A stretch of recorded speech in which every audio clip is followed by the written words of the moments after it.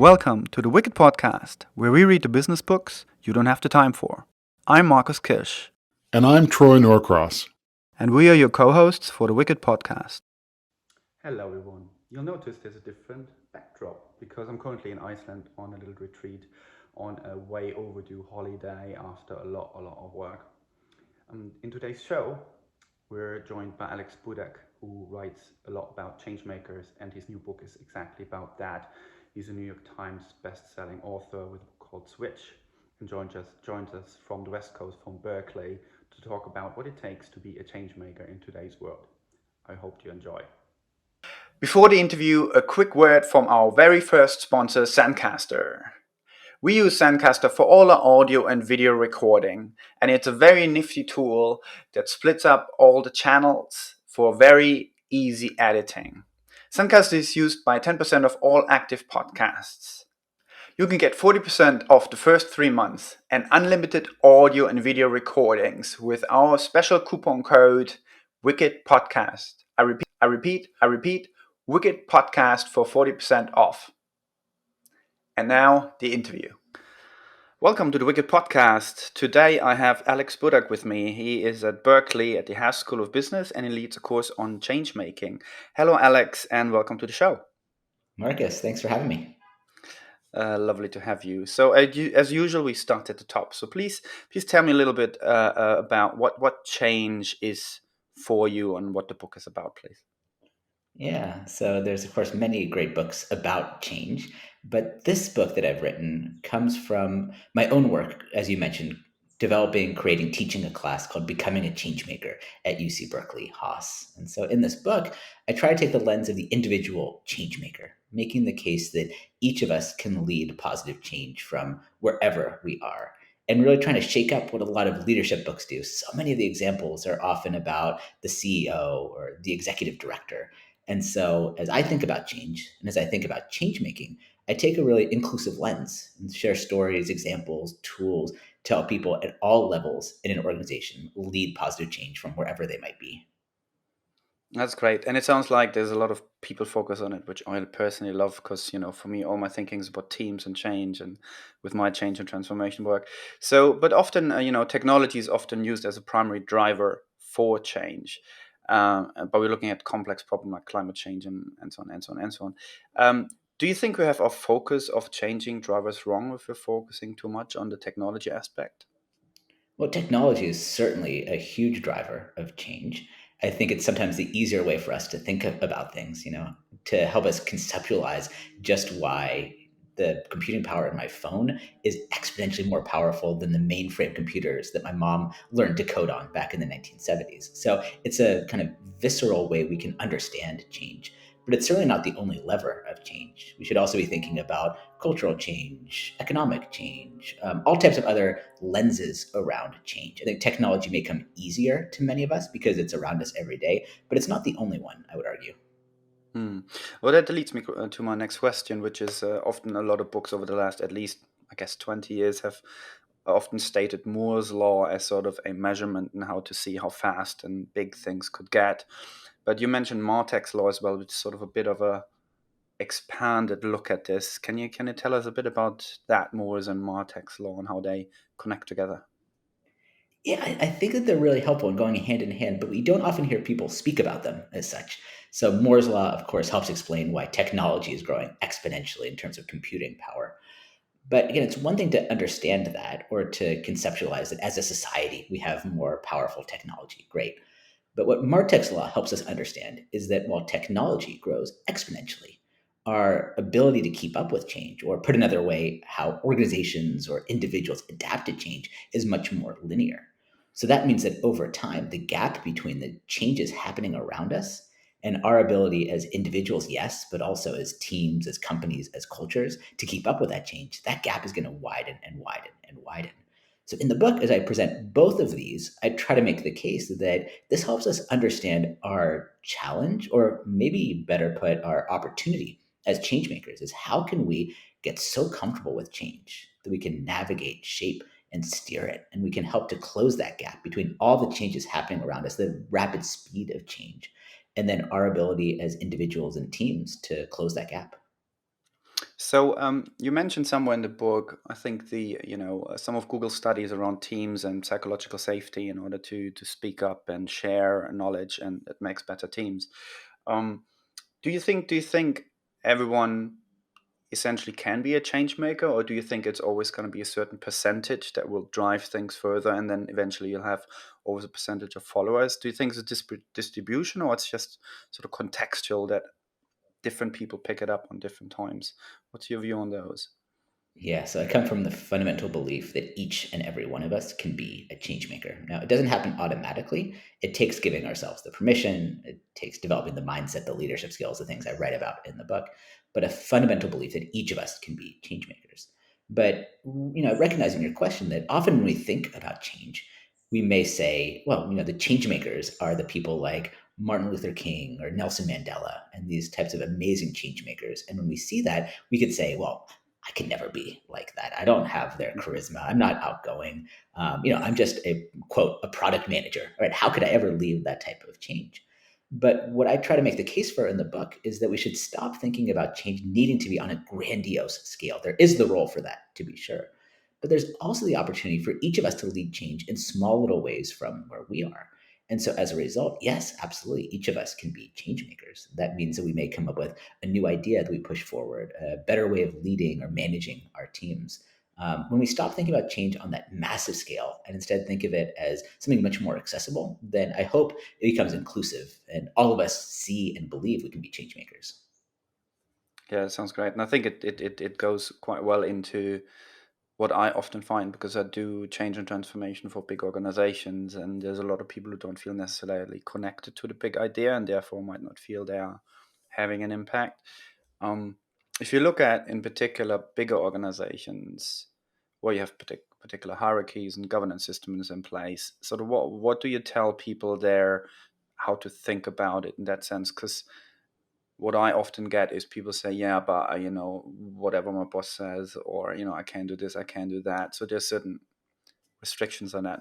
How do you think this can play? Yeah, it's a great question, an important one. I gave a talk 3 days ago at a mortgage insurance company, which is about as hierarchical and static and Yeah. big and traditional as you can imagine. And they brought me in for a couple of reasons. One was that they recognized that among their leaders, kind of mid senior managers, there's very little turnover.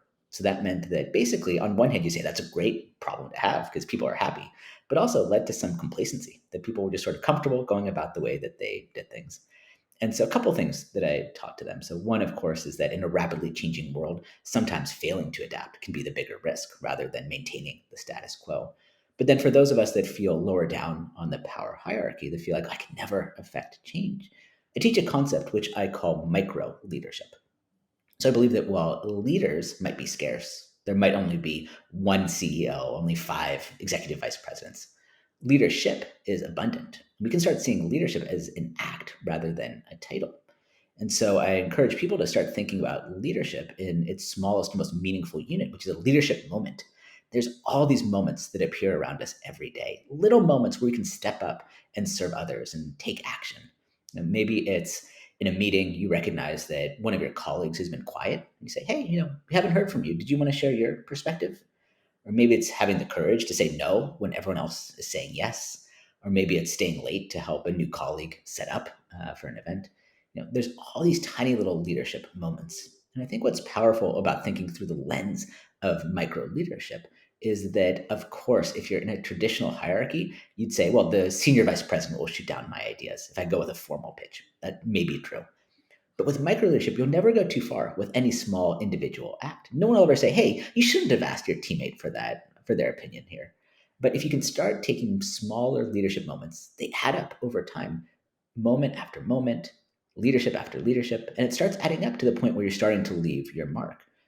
In some ways, it's the antidote to micromanagement. As leaders, we tend to kind of control or tell people what to do. But micro leadership is the opposite because it allows us to loosen control a bit, to take small actions, because we know that any one won't get us too far down the road. Hmm. It's interesting. The going a little bit back to I think the Martech part, that sort of shows the difference of pace and organization. There's one thing where it talks about step change, and you talk about speaking up or sagging when everyone's zigging, kind of thing. How does that? What indicators can you actually have then to do so? Is it sort of a constant thing, or because there's the opposite force often that a lot of organizations go for, which is for efficiency rather than maybe effectiveness, which goes for sometimes a bigger risk but a bigger return. And most organizations, when I look at a lot of transformation programs, it's always very efficiency driven. So with the small little extra thing rather than the obvious potentially bigger thing to do, which might lead to a lot of the lagging behind of technology. How can you help people, even if they have the right mindset, to understand, right, that's the right moment to actually elevate things and maybe propose a step change and maybe say no? I mean, how, it's probably a very complex Yeah. context to describe, but what's your angle on that one? Well, I'll share a couple of thoughts from social science research that I think could be helpful here. So the first is you referenced some of the work done by Amy Edmondson around psychological safety, the feeling that a team is safe for interpersonal risk taking, that we can be ourselves, we can take chances, and won't be judged. So, one of the keys, she says, to having a psychologically safe team or organization is shifting from things as an execution problem to a learning problem. And I think often when we think about change, it's an execution problem. It's like, okay, we have this acute pain, we've got to figure out how to shift it, and let's just get this thing solved as quickly as we can. That's how we often think about problem solving. But instead, if we can start thinking about it as a learning problem, where we go in with a bit more curiosity, and rather than trying to solve it as quickly as we possibly can, you leave a little bit more room, some room for divergent thinking, for new voices to share perspectives, for new ideas, the sort of yes and concepts. When we can shift from trying to get things done as soon as we possibly can to instead inviting more voices to be part of that conversation, that's where new innovations can come from. And that's where step changes can often occur. It's a little less effective or efficient, let's say, but can be very effective in terms of getting greater buy-in. So that's on kind of the team or manager side. But then on the individual side, I really like the work done by the psychologist Edwin Hollander. So he came up with a concept called idiosyncrasy credits. Because you can imagine if you're a worker and you are questioning the status quo on every single thing, well, not only will you be really annoying, you'll also not be that effective after a while because they just go like, oh yeah, Marcus is just always questioning things. Like we can just ignore him. So instead, Hollander makes a case for idiosyncrasy credits, so positively disposed impressions. And you could think of it as these sort of stored credits that you can then use to go your own way, to zig when others zag, to question the status quo. And he says you can earn these through two ways. One way is through doing good work, through competency. So, you deliver on what you say that you'll do. They know that you're a team player. And then the second is going with the flow on some things so that you don't challenge every single status quo. You don't fight them on, we should have a different printer here, a different way of sending emails, whatever. Like you let the little things go. So that way, when you do care about something, you can go big on it. And they know, okay, he's not just a contrarian, he's a change maker. He's a guy that sees things a little bit differently and brings people along on that journey. So, what I would say to that is, as a leader manager, create psychological safety in your teams and find ways to shift to learning problems instead of execution. And then as an individual contributor, think about how you can earn and then spend your idiosyncrasy credits in a wise way. That's great. Let me actually follow that up with a more complex one than maybe from a leadership perspective yet again. So let's say you have people who are a bit more paced and have a different frequency or more sensible frequency towards when to speak up and when to bring out a big idea forward and when to go with the flow. As a leader or even just a team manager, how do you then, let's say you have 5 people or 10 people in the team, and at every meeting there's at least 2 people saying something that might contradict each other, which one you go with? How do you then identify those things? What kind of culture or context do you think you need in order to identify the right moment for change makers or for change to pop in? Yeah, I appreciate that. And some of this is the inevitable challenge of being a leader and trying to navigate this uncertain world. And so part of it is owning that is a normal context that you'll be operating in. And there's Not always a right answer, but I'm inspired by the work of my UC Berkeley colleague, Morten Hansen. So Morten Hansen, along with Hermione Ibarra from UCL, they wrote a paper about how you can loosen control without losing control. So, in other words, how can you, as a leader, be someone who brings in the ideas of others, who listens to others, but you don't completely lose control, right? Because at some point, as a leader, you may need to be the one that makes a decision that says, okay, this is the direction we're going in. We're choosing change effort A, not B or C. And a couple of things you can do. You can, value the diversity of others. You can bring in ideas from different parts of the organization or even different organizations completely. But you can also make the sort of context very clear. So when you go into a brainstorm, you might say, look, we're going to need to have a new change effort on subject X. I want us to discuss it for 30 minutes. I want to hear all of your thoughts. But then ultimately, I'll make the final decision. Or you might say, or finally, the board will make the final decision, or whatever it is. You can set that context. So that way people know that they're free to share their ideas. They're free to battle it out around sort of the marketplace of ideas. But then you don't make it clear that, or you make it clear that you still retain that control to sort of make that final decision. Now, you've got to be open. You've got to create psychological safety, as Edmondson says, for that to be effective. But if you do, it's a nice way that you can welcome the voices of others, but you can loosen control without losing control of your team and of change efforts. Yeah, that makes sense. And there seems to be other ways as well to detect who's sort of the change makers and which people are not. And I think you mentioned an example of what type of browser you can you pick, and therefore that tells you if you're likely to be a change maker or not. Can you tell us about that story, please? Yeah, this is fascinating research. It was done by the HR consulting firm Cornerstone On Demand. And so they were looking at call center workers and trying to understand what makes people more likely to thrive in their jobs and to stay longer. And so they're running all kinds of analysis, running all kinds of data. Was it about number of years of education or number of years of experience, or what were the factors that led to someone to thrive in the role? And they found sort of a counterintuitive but really interesting finding that the browser that they use actually predicted how well they would do in the job. And so the question, of course, is there a magic browser that gives you superpowers that makes you more effective? And you might, if you listen to the adverts, you might say, oh yeah, well, this browser is better. But fundamentally, they're all ways of accessing the internet. What they found is that the people that used either Chrome or Firefox tended to thrive in their jobs. So why is that? Is it because there's superpowers? No, of course not. But what is important is that neither of these are the default. People that want to use Chrome or want to use Firefox don't just accept the browser that's pre-installed that comes with their computer. Instead, they say, no, you know what? There's a better option out there. There's something else that I would like to use. I'm going to give myself that permission. I'm going to go download it and I'm going to start using it. What a terrific analogy, I think, for being a change maker. This belief that there's always a better way, and I'll give myself the permission to go about it. Now, if imagine you're calling up a call center, do you want the person who just accepts the status quo, the person who just says, "Oh, that's the browser, I'll just use it," or do you want the person who's saying, "No, there's a better browser for me to use. I'm going to go use it, and now how can I help you?" That's the person that you want, and that's a good indicator of one being a change maker. Yeah, I mean, that's a brilliant story. And I think it's interesting when you look at. I like it because when you would look at the pure data, we'd say, "Oh, everyone who's using Chrome is doing that." It's like, no, no, no. The twist is actually that they're changing their browser. It doesn't matter which one they're using. The point is that they're changing it. They're making the extra effort, which at the same time, when I'm just working on a big IT transformation project, that creates shadow IT often at times, where people are just using different systems to what's established.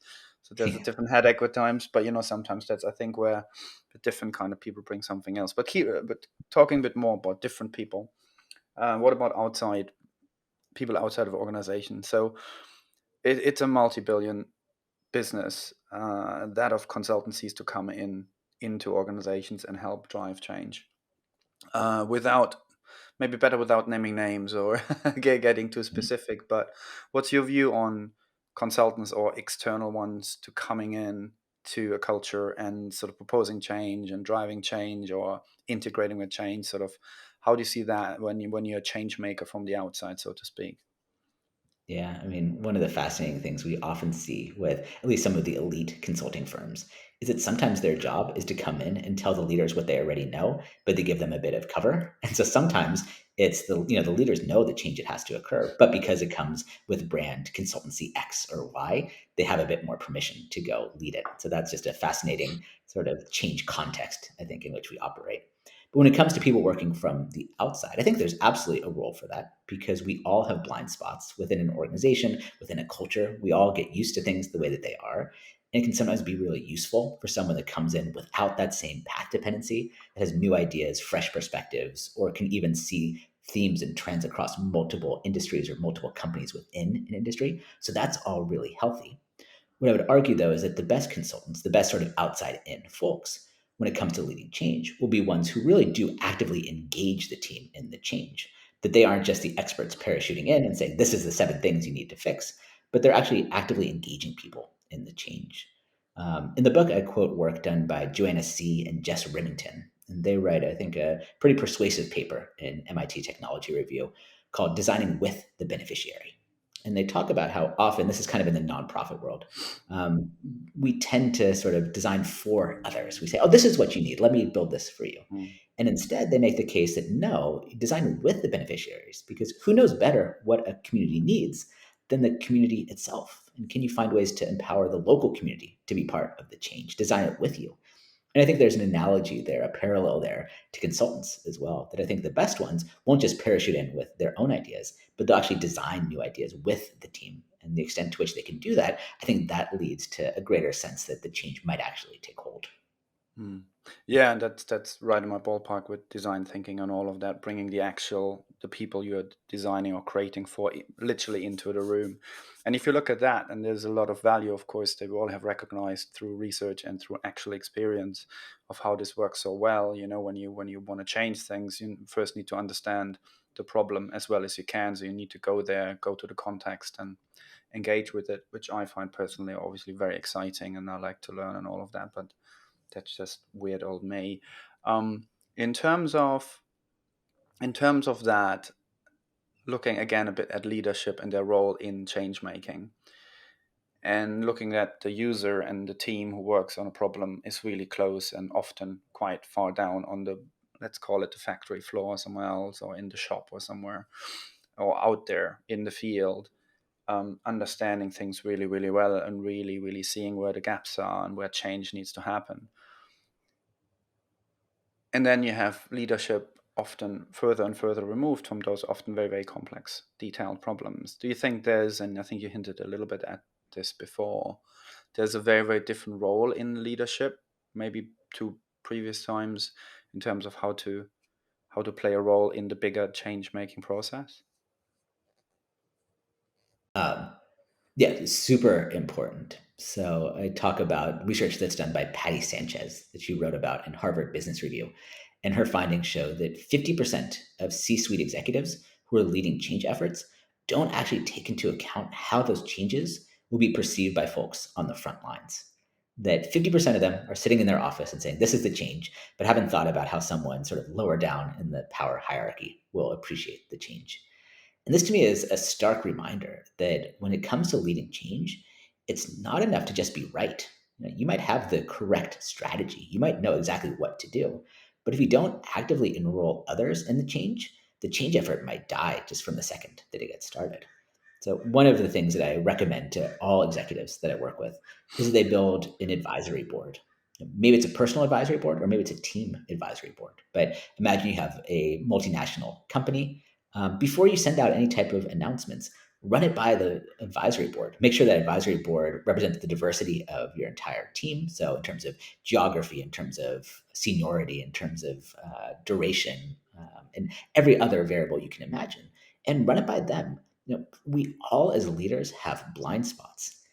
You could hope that weren't the case, but it is the case. We all have blind spots. And so the sooner you recognize that you do, well, this is a powerful way that you can start doing something about it rather than thinking that you have to have all the answers by yourself. Instead, actively engage others in the change and make sure that when you communicate changes out, that you're enrolling people effectively and you're getting their feedback. So that way your messaging, your communication is as effective as possible. Yeah, lovely. That's a really good thought. And as usual, we have more questions than we have time. So here's sort of the last one. I can imagine it might trail a bit. So please tell us a little bit about Start Some Good. Yeah, so before joining Berkeley Haas, I was a social entrepreneur. And so I co founded the social venture called startsomegood.com. It grew out of my time working and living in India, where I sort of had the first realization that there's these change makers all around the world, people who want to start doing good, but just too many barriers getting in the way. And so I connected with my co-founder. This is in sort of the techno optimism days of the early 2010s. Technology could change the world. And so we thought, how could we use technology to drive down some of the barriers to getting started? And we started around financing. We thought that the way that we fund social ventures is just broken. That oftentimes we ask these nonprofits, these social entrepreneurs, to spend hours writing these grant applications. And there's someone in a room by themselves, reviewing all the grant applications, and they choose one out of a stack of 100 to fund. But we think, who knows better what a community needs than the community itself? So we led to community driven fundraising. Then the second sort of lens we put on it is that it's, of course, never easy to raise money when you're focused on social impact.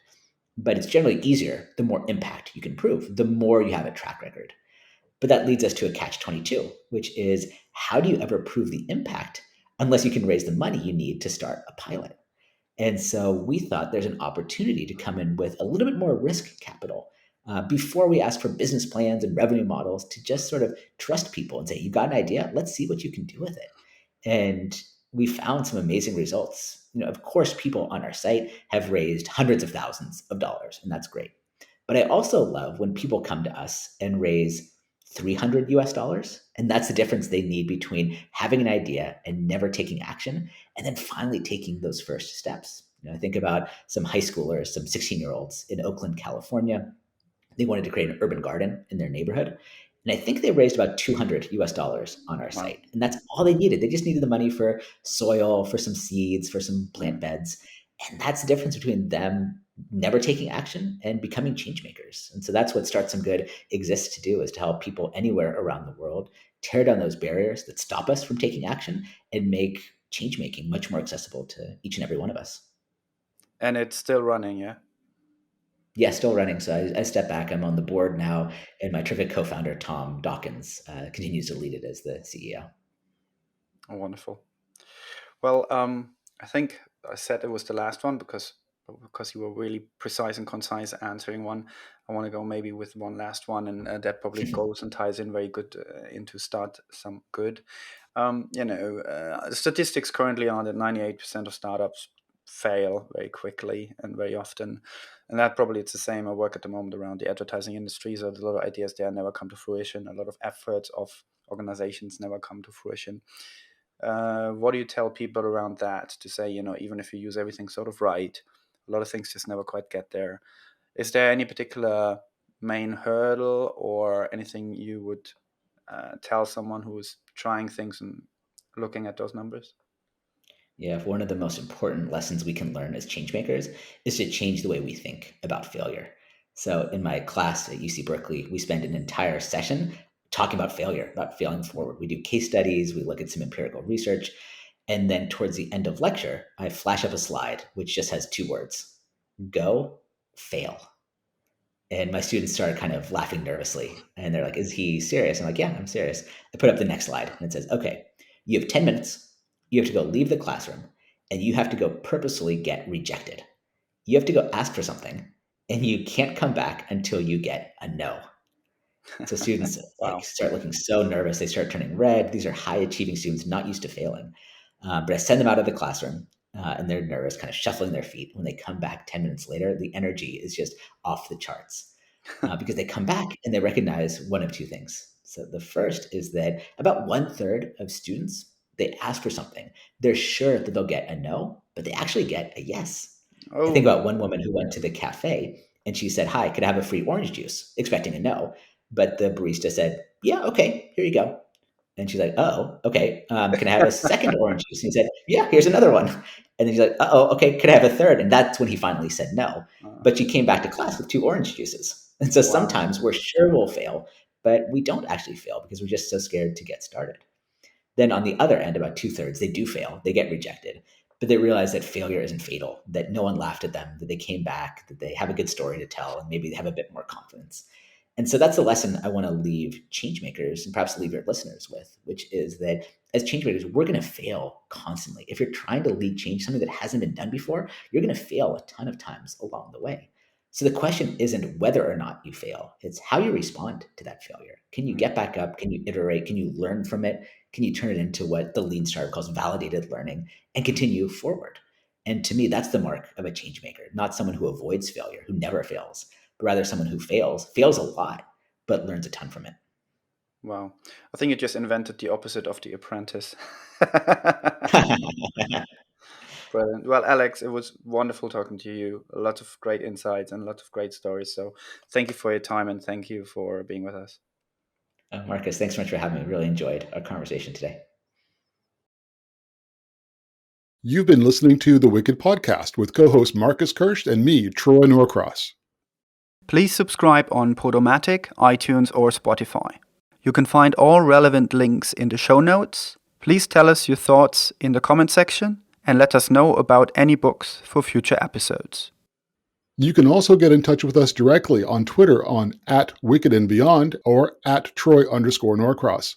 Also, learn more about the Wicked Company book and the Wicked Company project at wickedcompany.com.